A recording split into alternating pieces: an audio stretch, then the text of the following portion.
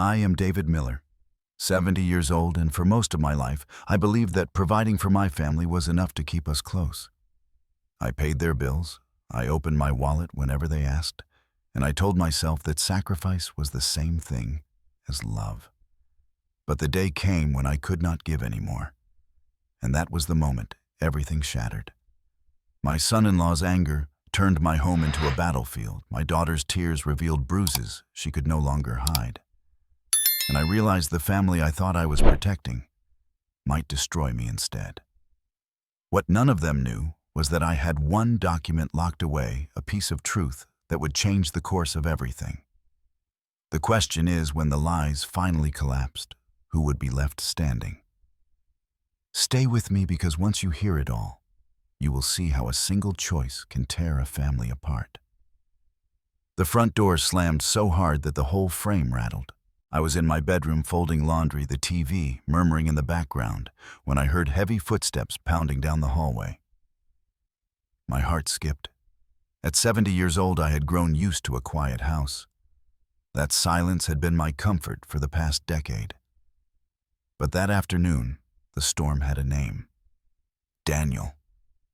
His voice tore through the air. "Dad, where are you?" The tone was sharp, furious, nothing like a casual visit. I stepped into the hallway, clutching a clean shirt in my hand. Daniel was standing in the living room, his face red, his chest heaving. Behind him, Emily followed, her eyes swollen, her hands trembling as if she had been crying the whole way over. "Why the hell did you change the password on the card?" Daniel's voice shook the walls. Emily was at the grocery store, standing there with a full cart, and the damn thing declined. She called me sobbing. Do you realize how humiliating that was for her?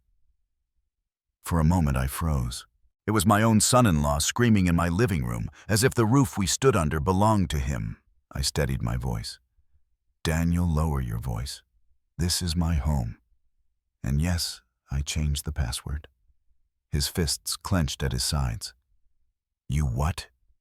You can't just do that without telling us. That card is for family." I took a step closer, holding my ground. "The card is in my name. The money in that account is mine." He laughed, a sharp, bitter sound. "Yours? Are you kidding me? After everything we've been through together? After all the times we counted on you?" Emily was buying food for the house. Emily's lips parted as if she wanted to say something, but she looked down at the floor. I had gone through my bank statements just last week. $200 on makeup. $300 on clothes.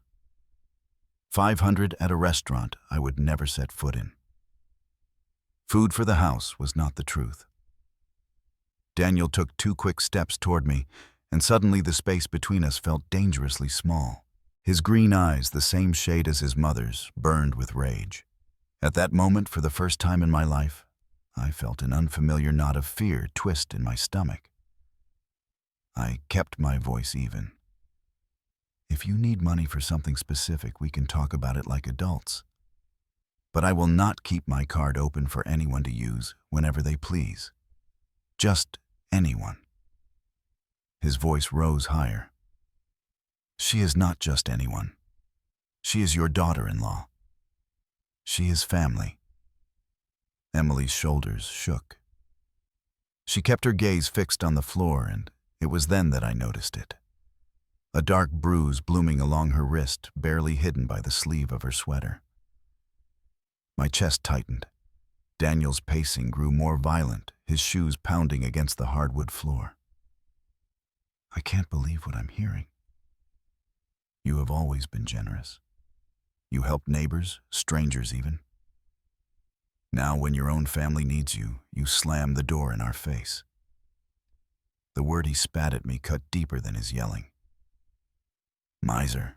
That single word tore through me heavier than any insult. Me, the man who worked double shifts after my wife died just to put Emily through nursing school.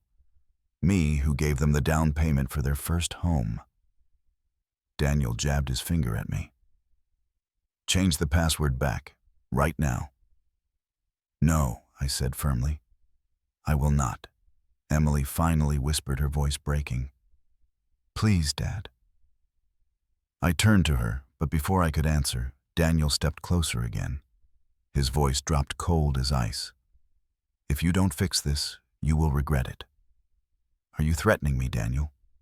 "I am warning you. Chloe is devastated, and she doesn't even want to see you after this. You are pushing your family away." "Then that will be her choice," I said. Daniel shook his head, his eyes filled with contempt. "You know what you are right. This is your decision, and we will make ours." He stormed out the door, slamming behind him so hard the walls seemed to tremble. Emily hesitated for a second, looking back at me, then followed him into the car without a word. I stood in the middle of the living room, my hands shaking, my laundry forgotten on the bed. Through the window, I watched their car screech down the street, tires squealing as they took the corner too fast. 40 years of being a father, and it had come to this. My only child's husband screaming at me over a password, while my daughter hid her bruises behind long sleeves. The house fell silent again, but it was not the peaceful kind of silence. It was heavy, suffocating, the kind that presses against your chest until you can hardly breathe. I lowered myself into my armchair, the same one where I once held Emily as a baby, and closed my eyes. The echo of Daniel's words still burned in my ears. But I knew deep down this was not about a password at all.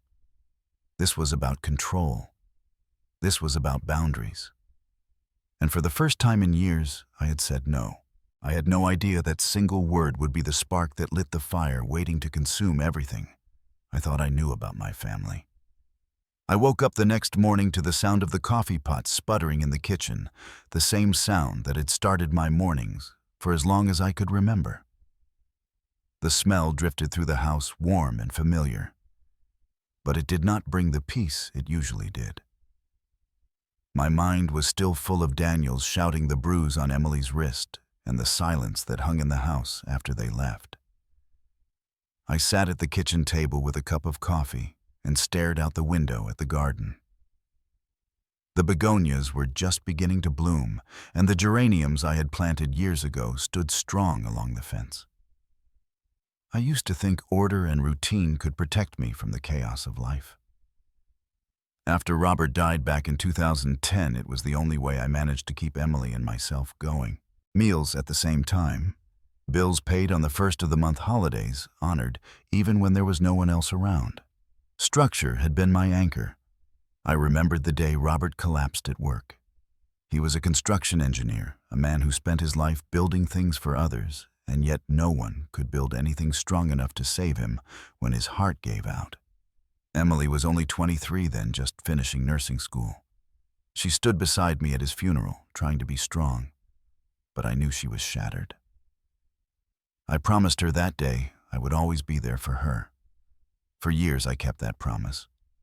I worked extra hours, managed every penny, and made sure she never felt the weight of the world pressing down too hard.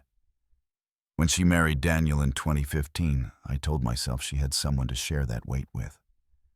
I believed he was a good man, educated, working in insurance, polished in the way he spoke. He looked at her the way young men look at women they adore, or so I thought. In the beginning, everything seemed normal. Their first apartment was modest, and I helped them with the down payment. It was not much, but it was my way of giving Emily a stable start. A year later came the first request. "Dad, can we borrow $200 until Friday?" Daniel had said with a sheepish smile. "We are just a little tight with bills." I handed him the cash without a second thought. $200 was nothing compared to the comfort of knowing my daughter was safe. But Friday came and went, and the money never returned. The next month it was $300, then $5. Always with the same promise, always with the same excuse. "We will pay you back soon. We just need a little more time." By the time their son Sammy was born in 2017, the pattern had settled into place. I told myself young families struggled, that helping them was what a father was supposed to do. But the amounts grew. The bills they claimed to need help with grew. And so did Daniel's taste for things I knew they could not afford on their own. I remembered one evening in particular. I had invited them over for Sunday dinner, something I still tried to keep alive, even after Robert passed. Daniel walked in with a new watch on his wrist, the kind that easily cost $1,000. Emily avoided my eyes when I noticed it. Later that night, while I washed the dishes, she quietly whispered that it had been a gift from Daniel's boss. But I knew better. A boss does not buy a man a watch like that. As the years rolled on, I stopped keeping track of every dollar, but I knew the total climbed higher than I ever imagined. My savings account, the one Robert and I had built together, started to shrink. From $45,000 in 2015, by 2022, more than $68,000 had gone out the door. Vacations, cars, designer clothes, dinners at restaurants I would never set foot in. I told myself it was temporary. I told myself family comes first. But deep inside, I began to wonder if I had confused family with responsibility. That morning, as the coffee cooled in my cup, I let myself feel the weight of those years all at once. I thought about the time I had given Daniel money to cover what he said was an emergency medical bill, only to see photos of him and his friends in Las Vegas the same weekend. I thought about the time Emily called me in tears because the electricity was about to be shut off, and I paid the bill only to later discover they had just bought new furniture on credit.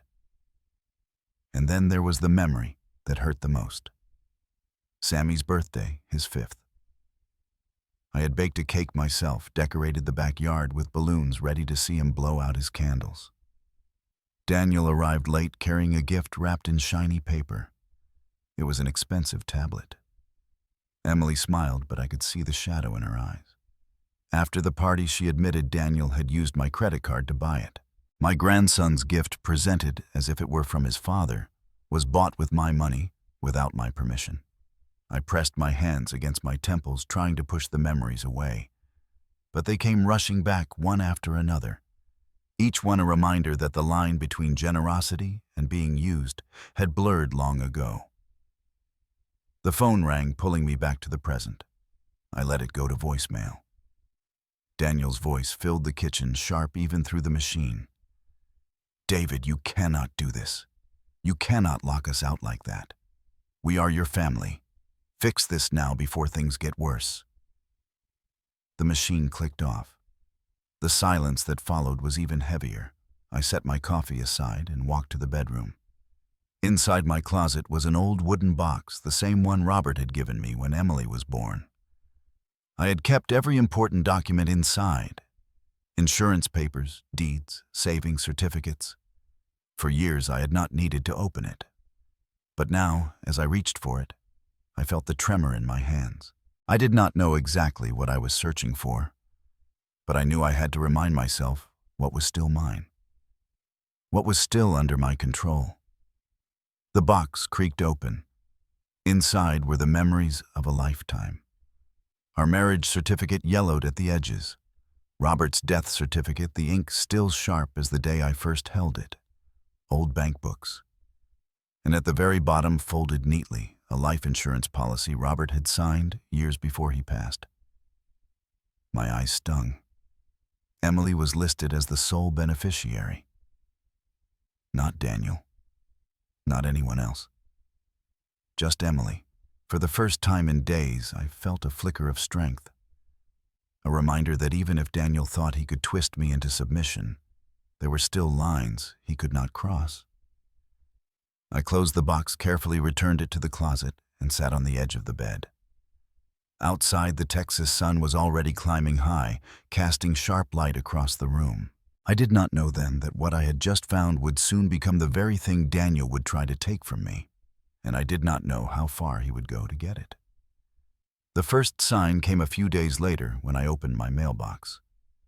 Among the usual stack of bills and grocery store coupons was a credit card statement with charges I did not recognize.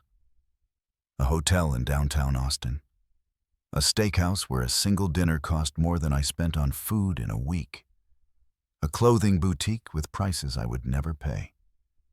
My stomach twisted. I had not used the card in days. I carried the statement into the kitchen, spreading it out across the table. The numbers blurred as I stared at them. I pulled open the drawer where I kept my checkbook and receipts, comparing dates and times. Some of the charges were made when I'd been home in bed asleep. I reached for the phone, dialing Emily. Her voice was soft when she answered, tired in a way that cut through me. I asked her about the restaurant. She hesitated before saying Daniel had taken clients there, that it was a work thing. And the hotel, I pressed. She swallowed hard, then claimed Daniel had booked it for a conference he never ended up attending. I knew she was covering for him. I could hear it in her voice. After we hung up, I sat in silence. The hum of the refrigerator was the only sound in the house. I realized then that I had lost track of how many lies I had been fed over the years. Each one had sounded small enough in the moment, but together, they had built a wall I could no longer see over. Later that week, Alma stopped by with a basket of tomatoes from her garden. She set them on the counter and studied me with the kind of look only neighbors who have known you for 20 years can give. "You look worn down, David." I sighed and showed her the statement. Her lips pressed into a thin line. She lowered her voice and told me something that made my chest tighten. A few nights earlier, she had seen Emily outside by the porch. Daniel had been there too. His voice raised his arm, jerking forward. Alma said she saw Emily stumble against the railing. She had not said anything in the moment, not wanting to embarrass Emily, but the sight had haunted her. I thanked Alma and walked her to the door. After she left, I sat in the living room, staring at the photograph on the mantel of Emily when she graduated nursing school. She had been so proud, so full of light. Now her eyes were dim. Her spirit ground down under the weight of a man who had promised to care for her. That night, I could not sleep. I lay awake, the shadows shifting across the ceiling, hearing Daniel's voice in my head, sharp and entitled. Miser, liar, old man. The next morning, I made a decision. I drove to the bank and requested full transaction histories for the last 6 months. The teller, a young man with neat hair and polite manners, raised his eyebrows at the stack of papers the printer spit out. I carried them home in a folder, my hands trembling. At the dining room table, I spread out every page. The evidence was clear. Hundreds, here thousands there, all adding up to numbers I could hardly process. Vacations I never took. Jewelry I never bought. Luxuries that had been pulled straight from my account without my consent. I was still sorting through the papers when the front door opened without a knock. Daniel walked in as if he owned the place, Emily trailing behind him. He glanced at the spread on the table and smirked. "Going through old papers, David?" I steadied myself, keeping my voice even. "These are not old papers. These are my statements, and they show charges I never approved." Emily's eyes darted to Daniel, then back to me. She opened her mouth, but he cut her off. "Every single one of those charges was discussed with you," I said firmly. "No," I said, "they were not." The room went quiet. Daniel's jaw worked as he clenched his teeth. Then he laughed low and mocking. "You really think anyone is going to believe you over us?" I pointed to the folder. "The bank believes me. The dates, the times, the amounts, they are all here." For a moment, I saw something flicker in his eyes, something that looked like fear. But it was gone as quickly as it came. He stepped closer, lowering his voice. "You need to be careful, David. People will start to think you are paranoid." My chest tightened. He was using the same word Marcus once had in another life. But this time it came from the man who had wormed his way into my daughter's heart. I told him to leave. He leaned over the table, his knuckles pressing against the papers, his breath hot. This is not over. Emily touched his arm, whispering his name. He pulled back, straightened his jacket, and walked to the door. She lingered for a moment, her eyes wet, her lips trembling as if she wanted to speak. But she said nothing. She followed him out into the fading light. I sank into the armchair, the documents still scattered in front of me. The house was quiet again, but the kind of quiet that suffocates. I rubbed my temples, trying to chase away the pounding in my head. Somewhere in the middle of the night, I woke to the sound of my phone buzzing. I reached for it with a shaky hand. It was a notification from the bank. A withdrawal had been made from an ATM downtown. $300. The timestamp read 3:12 a.m. I sat there in the darkness, the glow of the screen lighting the wrinkles of my hands. I had been asleep in my bed, and yet my money had been taken. I set the phone down, my chest heavy, my mind racing. The evidence was mounting, but so were the lies. And for the first time I realized I was not only fighting for my savings, I was fighting for Emily, for Sammy, for the truth itself. The next evening, I set the table with 2 plates, just like I used to when Emily was a teenager coming home from her late shifts at the diner. I roasted a chicken, mashed some potatoes, opened a jar of green beans I had canned last summer. I wanted it to feel like home, safe and familiar, so she would know she could let her guard down. When she walked in, her shoulders were hunched, her hair pulled back in a messy knot, dark circles under her eyes. She smiled faintly when she saw the food, but it never reached her eyes. We sat down and passed the dishes in silence, the clink of silverware louder than usual. Halfway through her meal, I put my fork down. "Emily, I need you to tell me what is happening." Her hand froze midair, the fork heavy in her fingers. For a moment she looked like a little girl again, caught in a lie about skipping school. Then her face crumpled. She covered her mouth with her hand, and tears slipped through her fingers. "Dad, he makes me ask you. Every time. If I tell him no, he screams, he throws things. He says I am ungrateful, that I should be ashamed for having a father with money who refuses to help." I reached across the table and gently pulled her hand away from her face. Her wrist bore a fresh bruise, deep and ugly. My chest tightened. "Emily, does he hurt you?" She could not meet my eyes. "He does not mean to. He just gets angry. No man who loves you leaves marks like that." Before she could answer, the front door swung open. Daniel stepped into the kitchen as if he had been invited. His eyes flicked to Emily, then to me. "What are we having?" Emily's face drained of color. She started to stand, but I motioned for her to stay seated. I pushed my chair back, squaring my shoulders. "This is dinner between me and my daughter." Daniel smirked. "That is cute, David. Family dinner without the man of the house."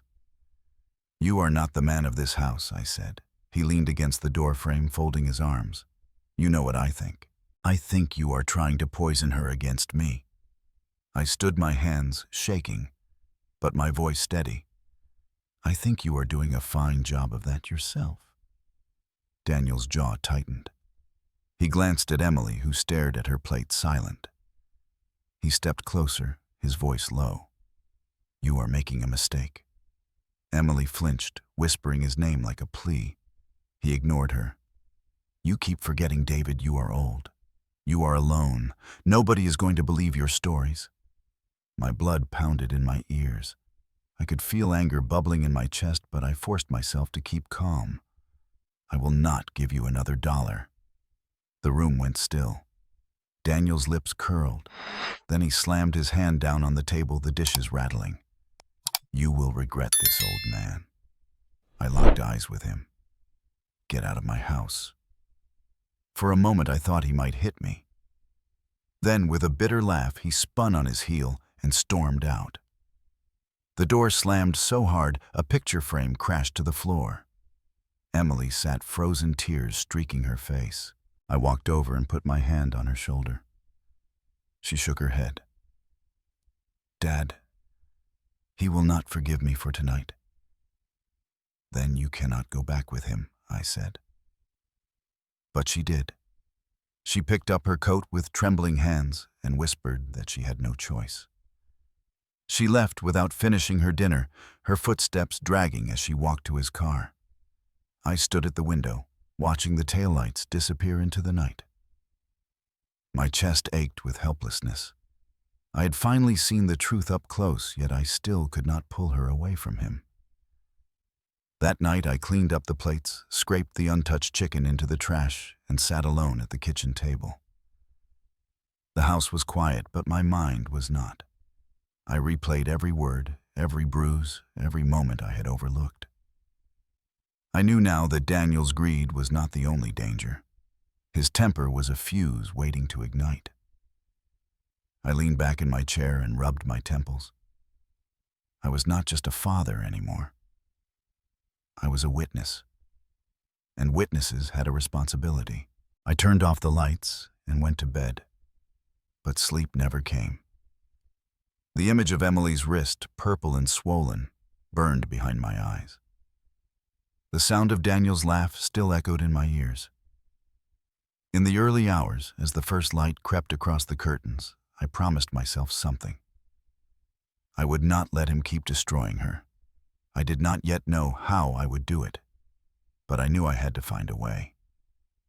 A few days later, I was sitting in my recliner with the evening news on low when I heard a knock at the door. It was not Emily's soft knock. It was sharp and deliberate.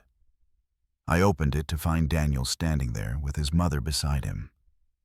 Linda Harris was tall, her hair a stiff helmet of curls, her eyes scanning my porch as if she were inspecting something she already disapproved of. "David," she said before I could speak, "you are making things very difficult for my son." I tightened my grip on the doorframe. "What are you doing here?" Daniel pushed past me without waiting, his mother following. They stood in my living room as though they owned it. I shut the door quietly, the sound of the lock clicking louder than I expected. Linda's voice was clipped, rehearsed. "We all know you have been struggling. You forget things. You get confused. Daniel told me you even locked him and Emily out of the card by mistake." "It was no mistake," I said evenly. "I closed that account." Her eyebrows shot up as if she could not believe my audacity. "You should not be making financial decisions on your own anymore. At your age, it is irresponsible." Daniel added, "My mother is right. Everyone can see it. You are not managing things properly. We could petition for guardianship. Courts take these matters seriously, David." For a moment I felt my pulse quicken. The thought of strangers questioning my mind, stripping me of my independence, filled me with dread.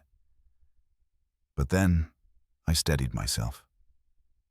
"I am perfectly capable of managing my own affairs," I said. Daniel smirked. "Then prove it."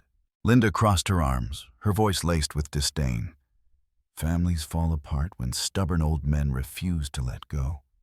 Do you want to be remembered as the man who left his daughter destitute while he clung to pride?" Her words were knives, each one carefully sharpened. Emily's face flashed in my mind, the bruise on her wrist, the fear in her eyes. I drew a deep breath. I will not be bullied in my own home. Daniel's smile vanished. His tone hardened. "You are going to regret standing in our way."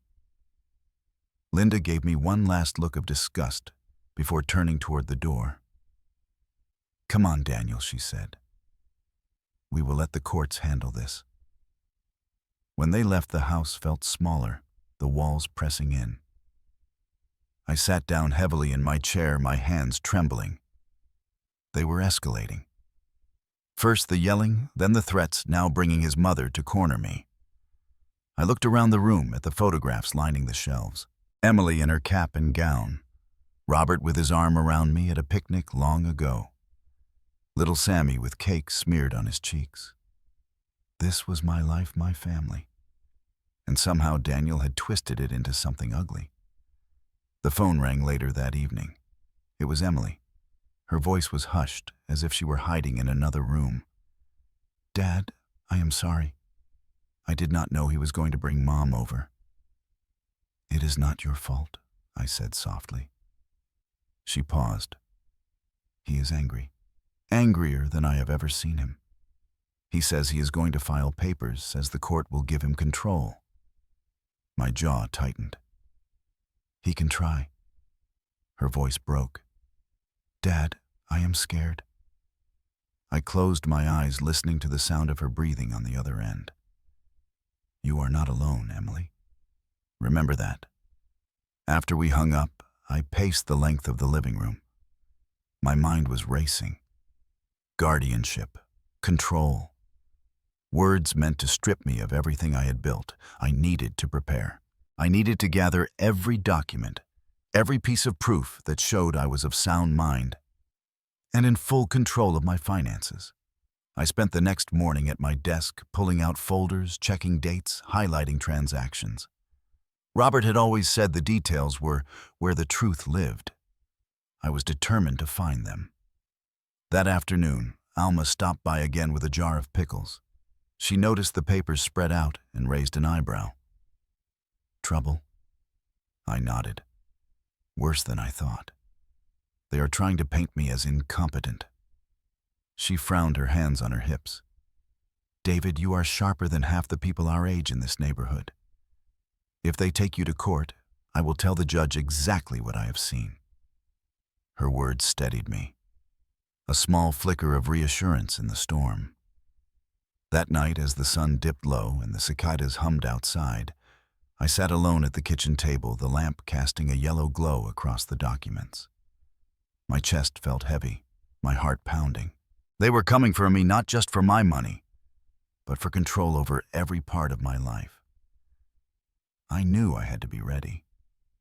I gathered the papers into a neat stack, slid them into a folder, and placed it carefully back into the wooden box in my closet. My hand lingered on the lid, the grain of the wood smooth beneath my fingers. The house was quiet, but I could not shake the feeling that the silence was only temporary, a pause before the next storm. Sleep never came easily that night. I lay in bed staring at the ceiling, my ears straining at every creak of the house. The shadows seemed heavier, the silence too sharp. When the clock read 4:30, I gave up trying and pushed myself out of bed. The floorboards groaned under my feet as I walked to the closet and pulled out the wooden box again. I set it on the bed and lifted the lid. The smell of old paper rose up faint and familiar. Inside, the documents lay stacked in neat bundles, reminders of a life I had spent decades building. At the bottom was the insurance policy Robert had signed before his heart gave out. I unfolded it carefully, smoothing the creases with my palm. Emily's name stared back at me, clear and certain. Sole beneficiary. I whispered the words out loud, as if saying them could make them stronger. Then I pulled out the other sheet, the one that had chilled me to the bone the first time I saw it. A power of attorney, allegedly granting Daniel full control of my finances. The signature at the bottom was supposed to be mine. It was close, but the slant was wrong, the strokes uneven. My name twisted into a weapon against me. My stomach turned. I sat on the edge of the bed with both papers side by side, truth and lie in stark contrast. My hand shook slightly as I traced Robert's steady handwriting on the real policy. I could almost hear his voice reminding me to pay attention to details, to never sign anything in a hurry. He had always been the careful one. The phone startled me. It was early, not even 6, and the sound cut through the stillness like a blade. I answered with my voice rough from sleep. Emily's whisper trembled on the line. "Dad, are you awake?" I said I was. There was a pause, then a sob that made my chest ache. "He found the receipts," she said. "He went through my purse. I had kept some of the bank slips because I wanted to understand what was happening." He screamed at me, Dad. I swallowed hard. Did he hurt you? Silence. And then a small voice. He pushed me. Sammy saw it. I gripped the phone tighter. Emily, this has to stop, she cried softly. If I leave, he will take Sammy. If I stay, he will keep pushing me to ask you for money. I didn't know what to do. Her words cut deeper than any wound. I wanted to reach through the line, pull her out of that house, shield her like I used to when she was a child afraid of thunderstorms. But she was grown now, tangled in the grip of a man who knew how to use fear like a leash. After she hung up, I could not sit still. I pulled on my jacket and drove into town. The streets were quiet, the sky just beginning to turn pink over Austin. I parked outside Lone Star Mutual Insurance and sat with my hands on the steering wheel. People would be arriving in a few hours, employees with briefcases and coffee cups. Daniel among them, perhaps striding in with that confident smile. My chest burned at the thought. I did not go inside, not yet. But I studied the building, the polished glass reflecting the sunrise. I promised myself I would be back. Back home, I spread the papers across the kitchen table under the yellow light of the old lamp. I read every clause, every line. Robert's policy was airtight. No mention of Daniel, no loophole he could use. I felt relief, but also dread, because a man willing to forge one signature would not stop there. I was still bent over the papers when I heard footsteps on the porch. The knock that followed was light but urgent. I opened the door to find Alma, her hair pulled back, her face serious. I saw Emily today, she said. She was at the store with Sammy. She had her sunglasses on, but when she bent to pick up a bag, I saw the bruise along her cheek. My knees went weak. Alma touched my arm.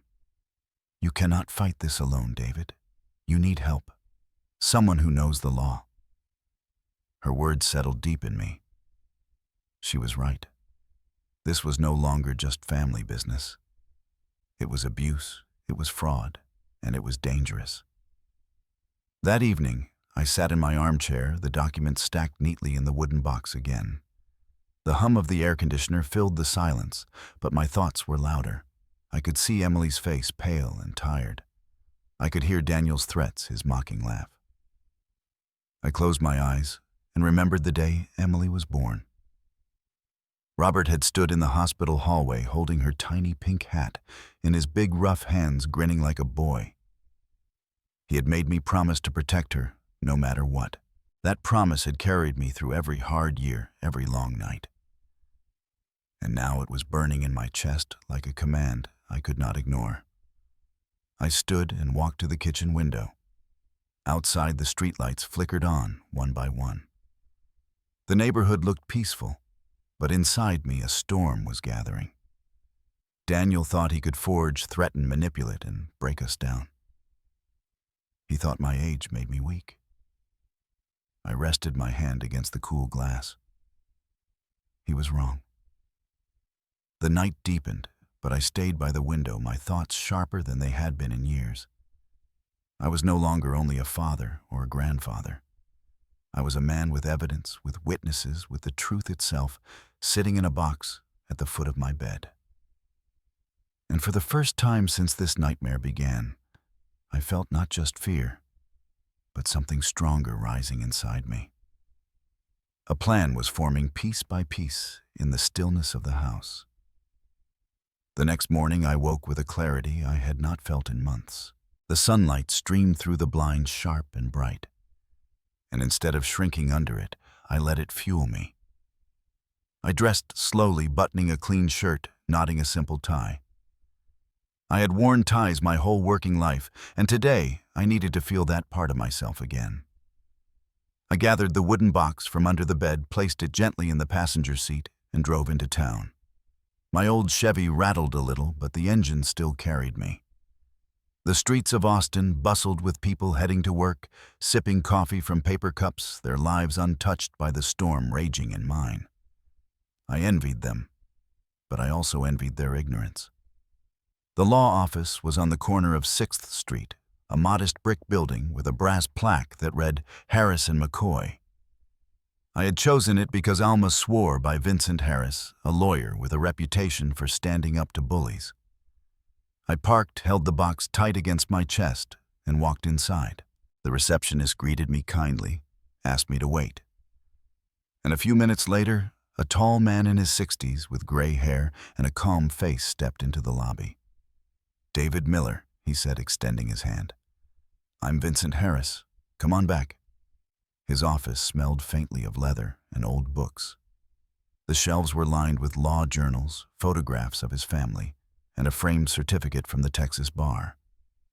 I sat across from him and placed the box on the desk. My hands shook as I opened it.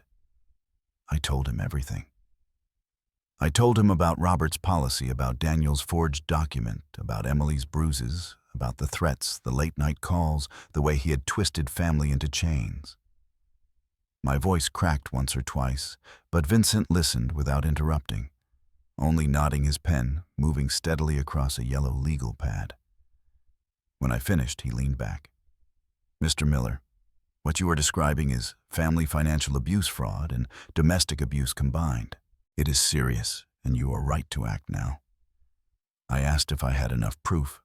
He picked up the forged power of attorney, studied it, then set it next to the real insurance policy. "These two documents alone tell a story," he said. "And if your daughter is willing to testify, if your neighbor Alma can confirm what she saw, you have more than enough." I felt the weight in my chest ease just a little. Vincent looked me straight in the eye. "But you need to be ready. Men like your son-in-law do not fold easily. He will fight, and he will get uglier before he stops." I nodded. I already knew. We spent the next hour outlining steps. File a fraud report with the insurance company. Notify the credit bureaus about possible identity theft. Collect medical records to document Emily's injuries. Vincent promised he would handle the paperwork, the filings, the court appearances, if it came to that. But he also told me something I had not expected. "You need to protect yourself physically. Change your locks, set up cameras if you can, and do not meet Daniel alone." The words chilled me, but they also gave me strength. I had spent months feeling like prey, waiting for Daniel's next move. Now I had a plan, and I had someone on my side.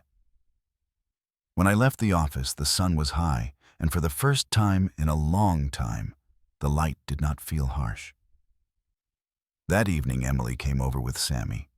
Her eyes were red, her voice low, but she looked lighter somehow, as if speaking to Alma, and then hearing I had hired a lawyer, had given her a sliver of hope.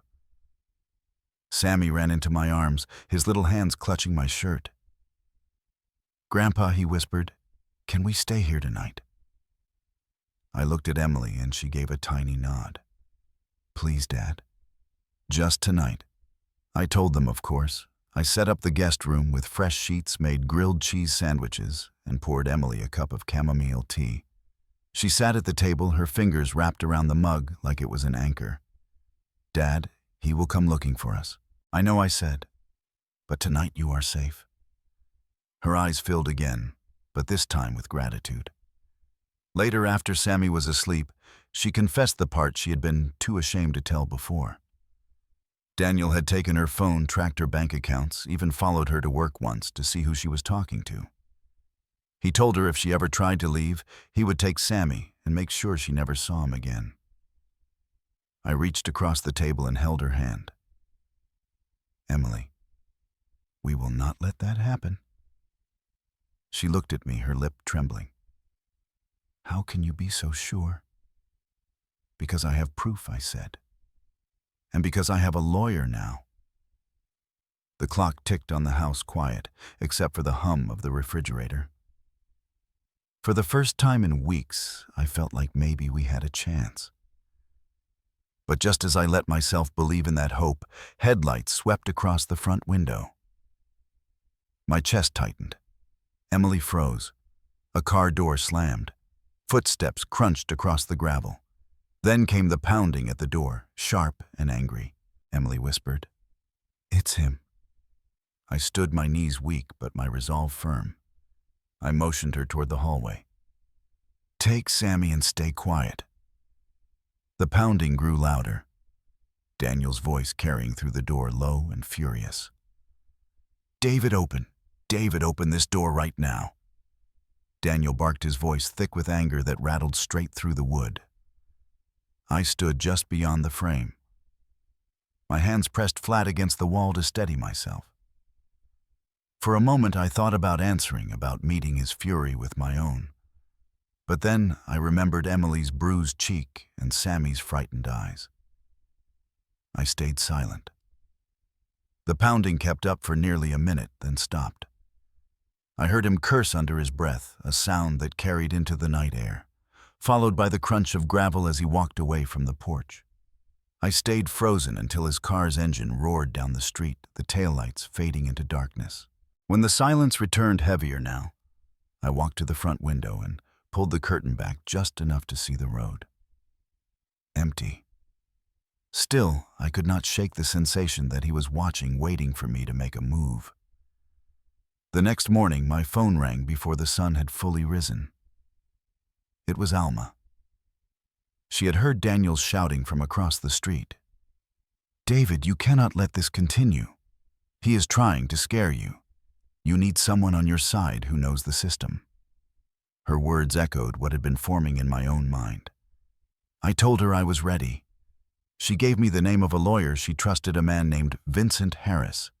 She promised to drive me downtown to meet him. By 9:30 we were walking into his office, the lobby filled with the faint scent of coffee and polished wood. Vincent was a man in his early 60s, with silver hair and sharp eyes that softened only when he smiled. He shook my hand firmly and asked me to tell him everything. So I did. I told him about the missing money, the forged documents, Emily's fear, Daniel's threats. I laid the folder on his desk, the real insurance policy stacked neatly on top of the false power of attorney. Vincent leaned over the papers, his brow furrowing as he compared signatures, flipping through pages with a precision that reminded me of Robert in his younger years. "This is forgery," Vincent said plainly. "And it is not sloppy either. Whoever did this knew what they were doing. But we have the advantage because you kept the original." He tapped Robert's insurance policy with his index finger. "This document is your shield, Mr. Miller." I asked him what came next. He explained carefully, his voice steady. "We would file for legal protection of my assets, document the fraud, and prepare for possible retaliation." He also recommended involving the police to create a record of Daniel's intimidation. The thought of walking into the police station twisted my stomach, but Alma squeezed my shoulder gently. "David, you have to do this," she whispered. "For Emily, for Sammy." That was enough. By noon, we sat across from Officer Hernandez, who took down every detail with a seriousness that steadied me. He copied the documents and assured me they would be added to a fraud investigation. "If Daniel escalates, you call us," Hernandez said firmly. "Do not wait." Leaving the station, the weight in my chest felt lighter, though fear still lingered at the edges. I was no longer standing alone. That evening, Emily came by with Sammy. She wore a scarf despite the heat, and when she sat at my kitchen table, she would not meet my eyes at first. "Dad, I cannot stay long. Daniel will notice." Sammy clung to her leg, his little hands twisting the fabric of her jeans. I reached over, patting his head gently before turning my attention back to Emily. "Honey, I met with a lawyer today. We are not going to let Daniel take another dime. And we are not going to let him hurt you again." Her lip trembled. "He says if I go against him, he will tell the court I am unstable, that I cannot care for Sammy on my own." I felt a fire rise inside me. He cannot prove that, Emily. And now we have people on our side who know how to fight this. She finally looked at me, her eyes red but determined. "Do you really think we can win?" I nodded. "Not just think. I know." For the first time in months, she let out a breath that sounded almost like relief. She stood, hugged me tight, and whispered thank you before leaving with Sammy. I stood at the door long after they drove away, staring into the evening sky, a mix of fear and resolve coursing through me. Later that night, I heard a car slow in front of my house. I turned off the light quickly and peered through the blinds. Daniel's truck sat idling, his silhouette barely visible behind the wheel. He stayed there for several minutes, engine humming, before finally driving off. My heart thudded in my chest long after he disappeared. The house felt different then. Not just quiet, but braced, like the walls themselves were preparing for the fight to come. I knew the storm was no longer far away. It was here, circling, testing, waiting for its moment to strike. The next morning, I woke with the uneasy sense that something had already shifted while I slept. The air in the house felt heavier, like a warning pressing down on me. I made coffee and sat at the kitchen table staring at the stack of documents Vincent had insisted I keep close. My phone buzzed before I had taken the first sip. It was an unknown number. "Mr. Miller," a stern male voice said. When I answered, "This is Robert Kane from Child and Family Services. We have received a report questioning your daughter Emily's ability to care for her son. We will need to schedule a home visit this week." For a moment I could not speak. My grip on the phone tightened until my knuckles ached. I asked who made the report. Kane's tone stayed flat. "That information is confidential, sir." But I knew. I did not need a name. Daniel's fingerprints were all over this. After I hung up, my stomach churned. He was not just after my money. He was trying to rip Sammy from Emily to use the boy as leverage. I called Vincent immediately. He listened without interrupting, then said calmly, "This is retaliation. Do not panic. I will contact them and make sure you are present during the visit. Daniel will not get away with this." His steady confidence helped, but my hands still shook as I set the phone down. I thought of Emily, how fragile her voice had been the last time she called. How would she survive if she believed she might lose her child? That evening, Alma came by with a casserole, her way of keeping me fed when she knew my nerves killed my appetite. I told her about the call. She set the dish on the counter and crossed her arms, her eyes flashing. "He is getting desperate, David. Desperate men are dangerous. You need to be ready for anything." The following day, I drove to Emily's house. She looked pale when she opened the door, her eyes darting toward the driveway, as if she expected Daniel to appear at any second. I told her what had happened. Her face drained of color. "He said he would do this," she whispered. "He said if I even thought about leaving, he would prove I was unfit." I touched her shoulder gently. "Emily, you are a good mother. They will see that. Vincent will make sure of it." She swallowed hard. "What if they don't? What if he wins?" I looked into her eyes, the same blue Robert used to have, and said the only truth I had. "Then we fight harder." The home visit happened 2 days later. Kane arrived with a clipboard and an expression that gave nothing away. Vincent stood beside me as we welcomed him into Emily's small living room. Sammy played quietly with toy cars on the rug, his laughter light and innocent. Emily answered every question calmly, her voice steady despite the tension gripping her. She showed the pantry stocked with food, the tidy bedroom, the school reports tucked neatly in a folder. Kane wrote notes, occasionally nodding. After an hour, he closed his clipboard and said, "I see no immediate concerns. We will follow up, but at this time I do not see grounds for action." Relief flooded the room so quickly, Emily nearly collapsed into the couch. When Kane left, Vincent leaned close to me. That was Daniel's first strike. He will not stop here. He was right. 2 days later, Emily's car was keyed outside the grocery store. A week after that, Alma spotted Daniel's truck parked down the street from her house late at night, engine running, lights off. He wanted us to know he was still out there, still circling. One afternoon, I found an envelope stuffed in my mailbox with no return address. Inside was a single sheet of paper, a printout of Robert's insurance policy with thick black lines crossing out Emily's name replaced crudely with Daniel's. The message was clear. He wanted me to believe he had already won. I carried it straight to Vincent. He studied it and shook his head. It is a scare tactic, but it proves something useful. He is sloppy now. He is leaving evidence. We began documenting everything. Every phone call, every car sighting, every strange envelope. Vincent said the more we had, the stronger our case would be. Still, the stress wore on me. At night, I lay awake listening for the crunch of tires on gravel. I jumped at every knock on the door. Even the sound of the phone made my chest tighten. But beneath the fear, there was something else growing sharper than dread. Anger. One Saturday morning, Emily showed up unannounced, Sammy in tow. Her hands trembled as she poured herself coffee. "He is getting worse," she said quietly. "He grabbed my arm so hard last night I still have the marks." She pulled back her sleeve. Dark bruises wrapped around her wrist like a cruel bracelet. My vision blurred with rage.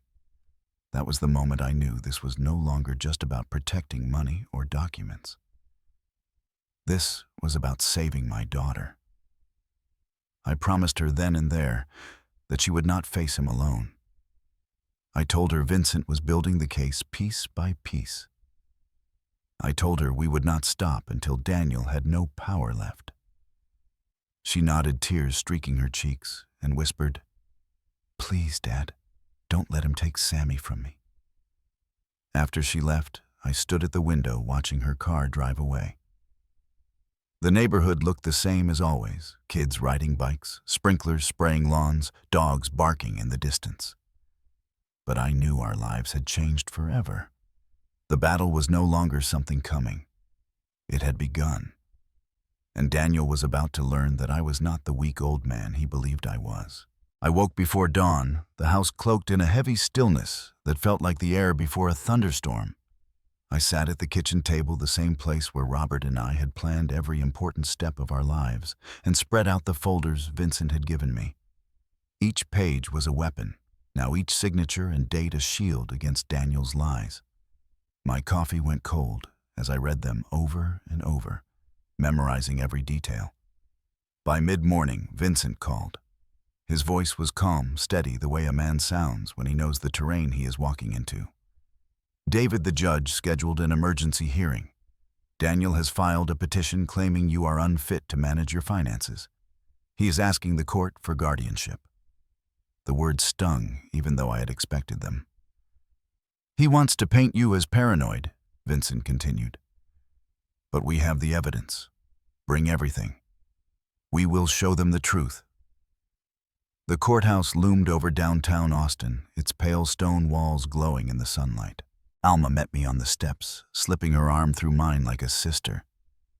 "You are not alone," she whispered. Inside, the air smelled of polish and old paper. Emily sat in the hallway, her eyes swollen from crying, Sammy clinging to her hand. I hugged them both before Vincent motioned for us to enter. Daniel was already seated at the opposite table, his suit crisp, his tie knotted perfectly. He smirked when he saw me, as if certain this was the day he would win. At his side sat a young lawyer with slick hair and too much confidence. The judge entered, a tall man with graying hair and a gaze that swept the room like a searchlight. The clerk called the case, and Daniel's lawyer launched into a performance. He spoke of my age of supposed confusion, of paranoia that made me lash out at family. He painted Daniel as the dutiful son-in-law forced to step in for the sake of stability. I sat stiff in my chair, my hands gripping the table. Every word was a knife, twisting in the air between us. But Vincent did not flinch. When it was our turn, he rose slowly, adjusted his glasses, and began to speak. "Your Honor, what Mr. Grant calls paranoia, I call vigilance." He spread out the documents, lining them carefully for the judge to see. "Here is the original insurance policy signed by Robert Miller in 2011, naming his daughter Emily as sole beneficiary. And here, a forged power of attorney granting Mr. Daniel Wright control of Mr. Miller's finances. He paused, letting the papers rest under the judge's gaze. The signature is false. The date is fabricated. And we have handwriting analysis to prove it. The courtroom shifted, a ripple of tension passing over the benches. Daniel's smirk faltered. Vincent continued, his voice firm. We also have bank records showing unauthorized withdrawals, purchases made in cities where Mr. Miller was not present, and a pattern of financial exploitation targeting an elderly man. And we are not done. He signaled to the back of the courtroom. A woman in a gray suit stepped forward carrying a binder. She introduced herself as an investigator hired to track Daniel's activity. She laid down photographs, receipts, and surveillance records. One photo showed Daniel at an ATM late at night, cash in hand, his face caught in the harsh glow of the camera. Another showed him entering a jewelry store the same day. Emily's account had been drained. Daniel shifted in his seat, his jaw tightening. His lawyer objected, but the judge overruled. The evidence kept coming page after page until the truth was spread out across the courtroom like an open wound. Then Emily took the stand. Her hand shook as she swore the oath, but when she spoke, her voice was clear. She told the judge about the bruises, about the threats, about the fear that had seeped into every corner of her life. Her words cracked only when she said, "He told me if I stood against him, he would take my son away." The room fell silent. The judge leaned forward, his expression hard. When it was my turn, I stood slowly, gripping the rail for balance. I spoke not as a victim, but as a father and grandfather. I told the judge how Robert and I had built our lives, how every dollar saved had been meant to protect Emily and Sammy. I explained how Daniel had twisted that trust, how he tried to brand me unfit just to gain control of what was not his. My throat tightened, but I forced the words out. I may be 70, but I am not weak. I am not confused. I know exactly what he has done. When I sat down, Vincent placed a steadying hand on my arm. The judge recessed for 30 minutes to review. The wait was agony. Emily sat beside me, holding my hand, her other arm around Sammy as he dozed on her lap. Alma whispered prayers under her breath. Daniel paced, his face flushed, his lawyer whispering urgently in his ear. Finally, the judge returned. His voice carried a weight that filled the room. The petition for guardianship is denied. He turned to Daniel, his eyes sharp. What I see here is not care for family, but calculated exploitation. Mr. Wright, this court will be forwarding all evidence to the district attorney for review of potential criminal charges, including forgery and identity theft. Gasps rippled through the courtroom. Daniel's mouth opened, but no sound came.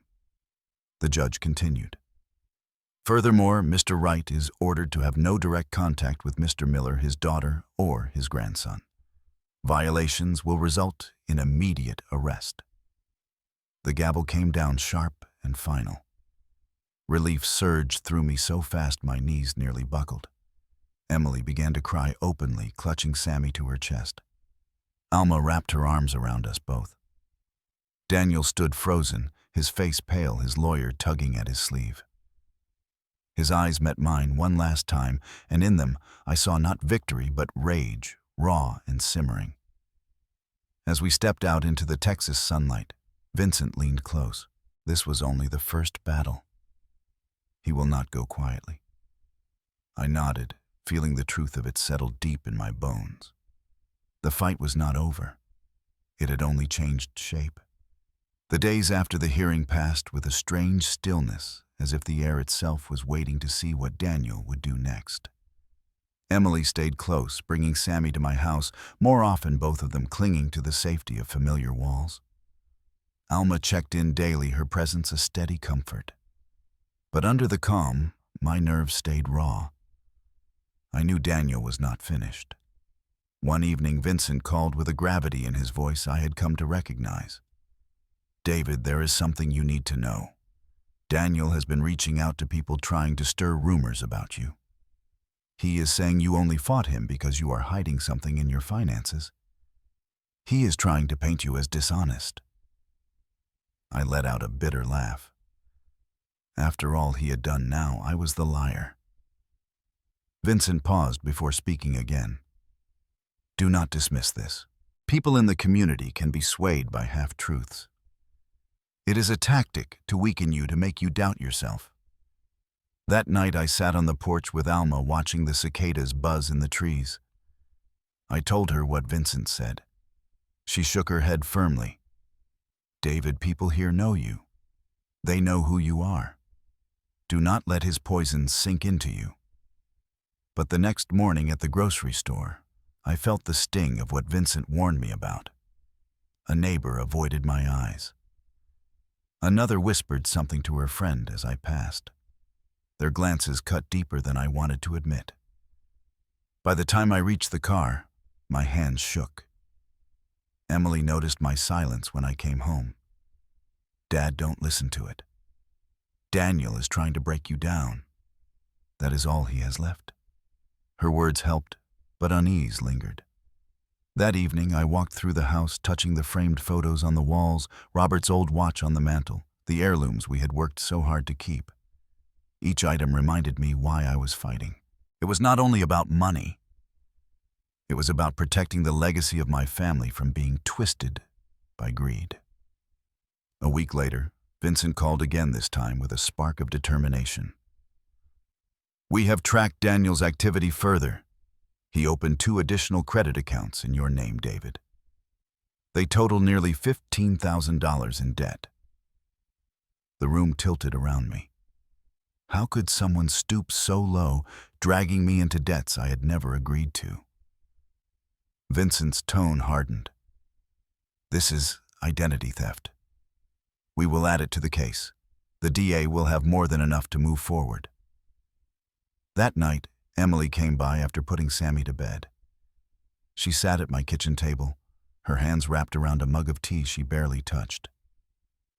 He has been following me, Dad.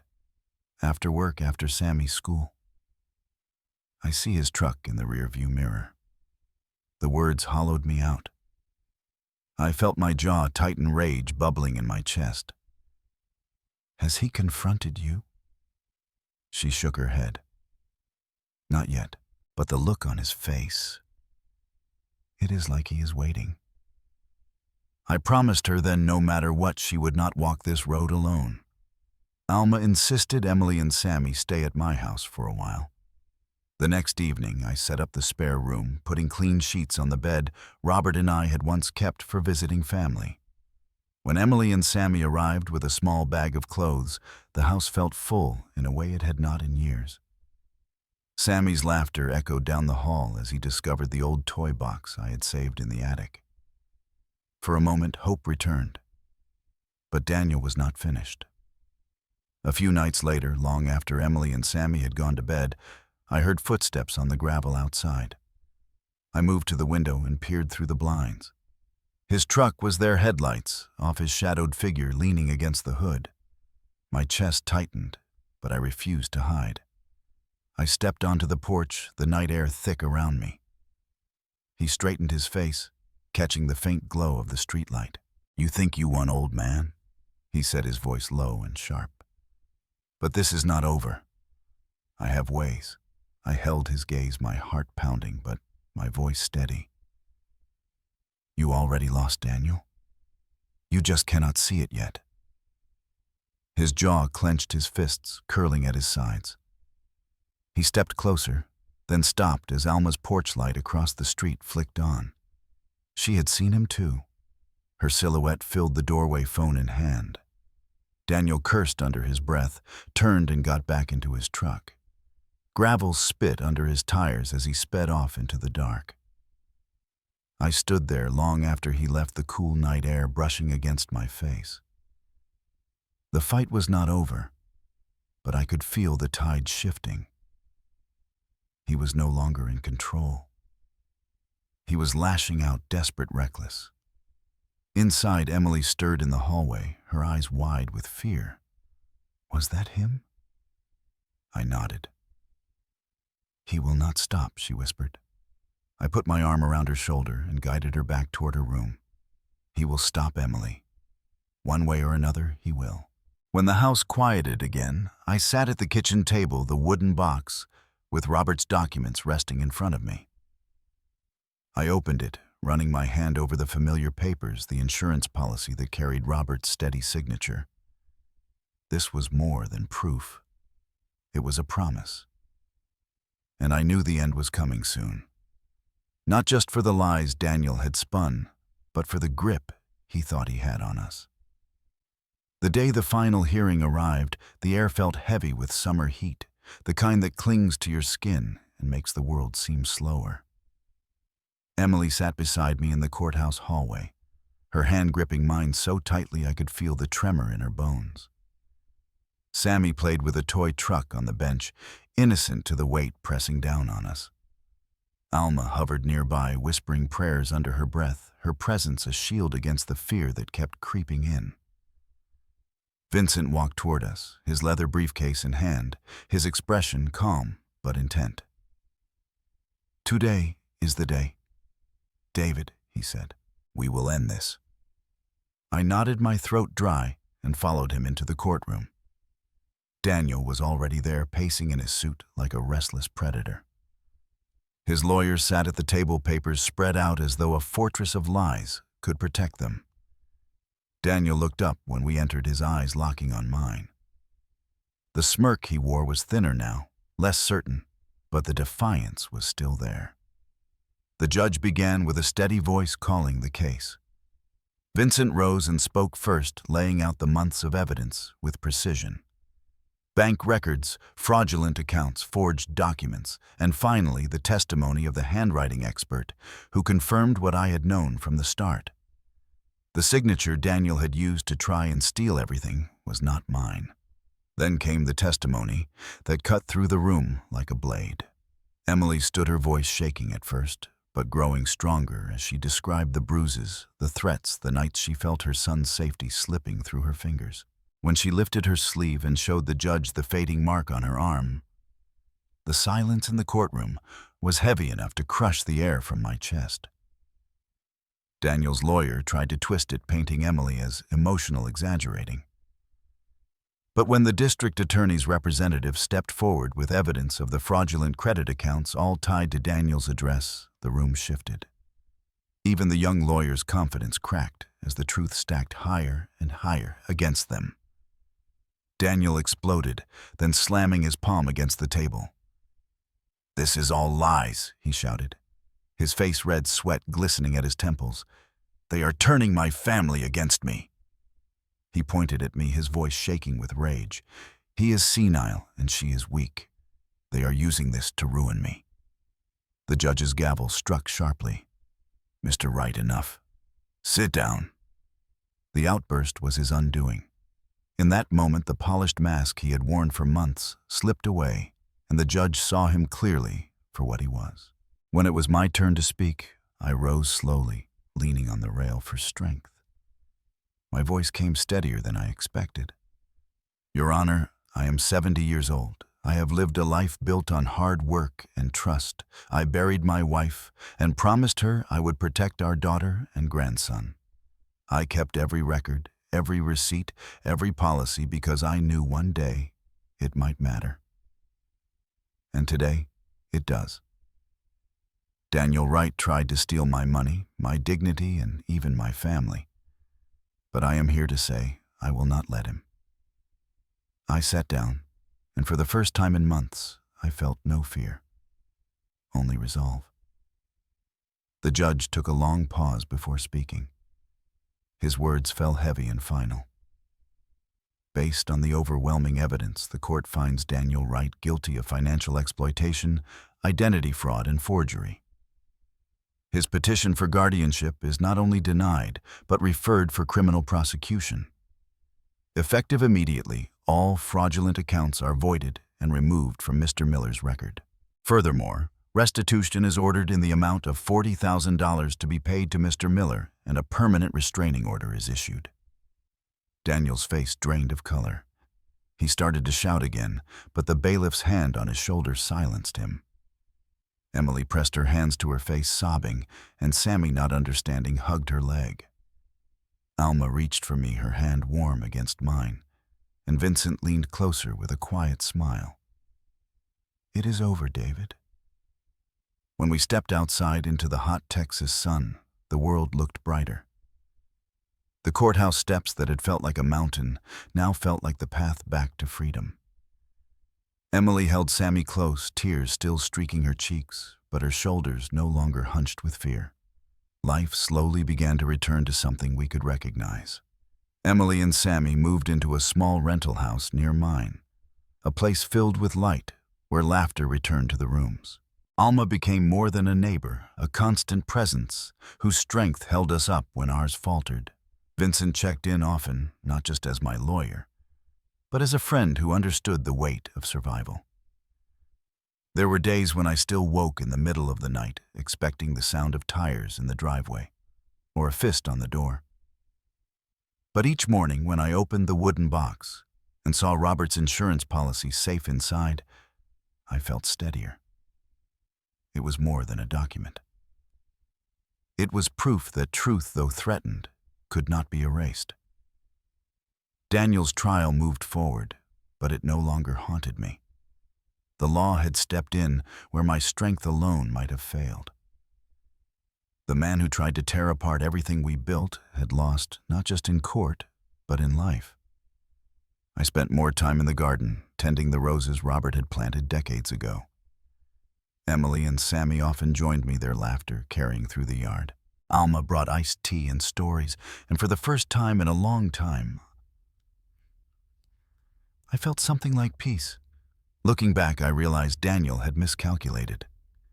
He thought age meant weakness, that silence meant surrender. He thought fear would be enough to break us. But he underestimated the strength that comes from love, from memory, from promises made long ago. He thought he was taking control, but in the end, he lost everything. And I gained something more important than money, or even safety. I gained the certainty that I had kept my word to Robert. I had protected Emily and Sammy. I had not let fear win. Thank you for staying with me through this story. If it moved you, share your thoughts in the comments. Tell me where you are listening from, and let me know what part struck you the most. Do not forget to subscribe so you will not miss the next story of family betrayal and the strength to fight back. I will be here waiting to share more with you.